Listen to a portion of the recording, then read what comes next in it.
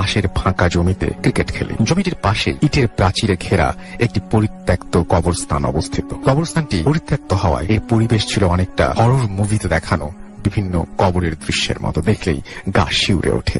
একদিন হলো কি, ক্রিকেট খেলার সময় বলটি ওই কবরস্থানের ভেতরে চলে গেল। আমরা সবাই মিলে অনেক খোঁজাখুঁজির পরও বলটি পাই না। যখন সবাই চলে আসছিলাম, হঠাৎ আমি বলটি একটি আধা ভাঙা কবরের উপরে দেখতে পাই। আমি 7-5 না ভেবে সুবিধা মতো কবরের একটু কাছে গিয়ে বলটি তুলে আনার চেষ্টা করি।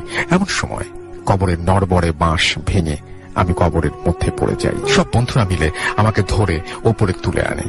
তখন প্রায় মাগরিবের আজান দেওয়া শুরু হয়ে গেছে। আমি একটু ভয় পাই, তবে ঘটনাটিকে স্বাভাবিকভাবে নেওয়ার চেষ্টা করি। হোস্টেলে এসে নিত্যদিনের মতো কাজকর্ম, পড়াশোনা শুরু করি, ডিনার করি, আড্ডা দেই, ফেসবুকিং করি, ইত্যাদি ইত্যাদি। রাত প্রায় 1টা বেজে যায় এবং এরপর আমি ঘুমিয়ে পড়ি। এর মধ্যে সন্ধ্যার ঘটনাটি